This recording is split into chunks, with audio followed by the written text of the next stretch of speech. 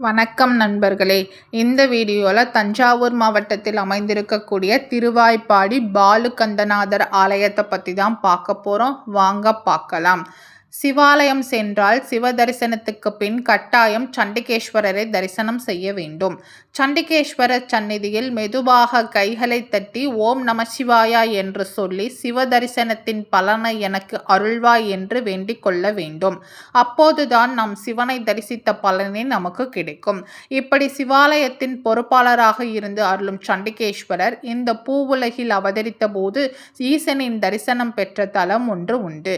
இங்குள்ள சிவனை தரிசனம் செய்தால் 1008 சிவாலயங்களை தரிசனம் செய்த பலன் கிடைக்கும் என்கிறார்கள். வாருங்கள் அந்த அற்புத தலத்தை காண்போம். கும்பகோணத்திலிருந்து சுமார் 18 கிலோமீட்டர் தொலைவில் உள்ளது திருவாய்ப்பாடி. இந்த திருவாய்ப்பாடி ஊருக்குள்ளேயே அமைந்துள்ளது ஸ்ரீ பாலுகந்தீஸ்வரர் திருக்கோவில். திருநாவுக்கரசர் இத்தல இறைவனை போற்றி பாடியுள்ளார். தேவார பாடல் பெற்ற இந்த தலத்தில் தற்போது இருக்கும் ஆலயமே சுமார் 1000 வருடங்கள் பழமை வாய்ந்தது என்கிறார்கள்.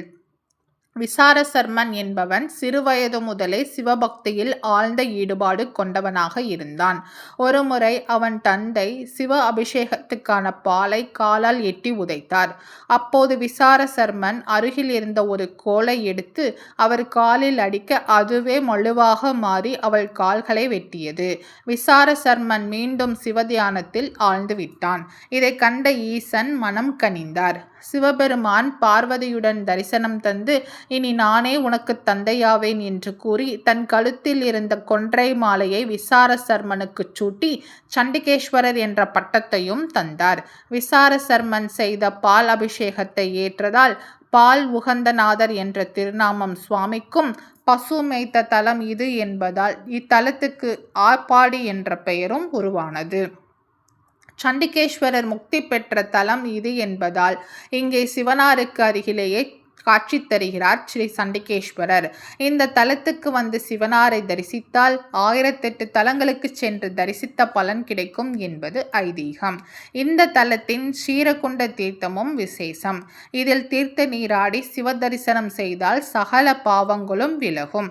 பித்ருக்களின் சாபத்தில் இருந்தும் விடுபடலாம் என்பது நம்பிக்கை. திரு ஆப்பாடி தற்போது திருவாய்ப்பாடி என்று வழங்கப்படுகிறது.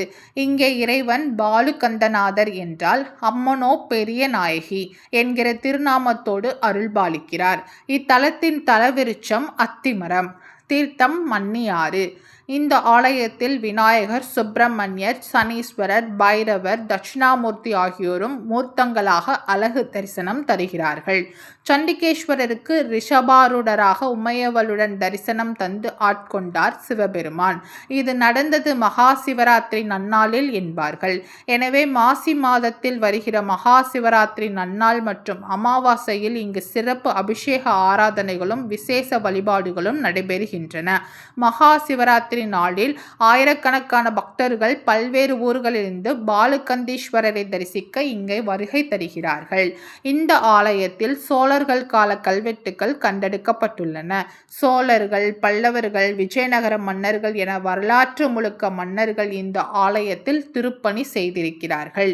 மகா சிவராத்திரி நாளில் இங்கே உள்ள தீர்த்தத்தில் நீராடி அல்லது தீர்த்தத்தை தலையில் தெளித்து கொண்டு ஸ்ரீ பெரியநாயகிக்கு அரளி மாலையையும் ஸ்ரீ பாலுகந்தீஸ்வரருக்கு வில்வ மாலையும் சாத்தி அபிஷேகம் செய்து வழிபட்டால் பிறவி பயனை அடையலாம். சகல ஐஸ்வர்யங்களும் கிடைத்து நிம்மதியுடன் வாழலாம். முன்ஜென்ம பாவங்கள் அனைத்தும் விலகிவிடும் என்று போற்றுகிறார்கள் பக்தர்கள்.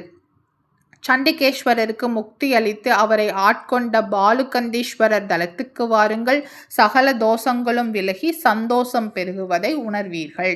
இந்த வீடியோ உங்களுக்கு பிடிச்சிருந்தா லைக் பண்ணுங்க, ஷேர் பண்ணுங்க, சப்ஸ்கிரைப் பண்ணுங்க. மறக்காம அடுத்து எந்த கோவிலை பற்றி பார்க்கலான்றதை கமெண்ட்ல சொல்லுங்க. நன்றி மக்களே.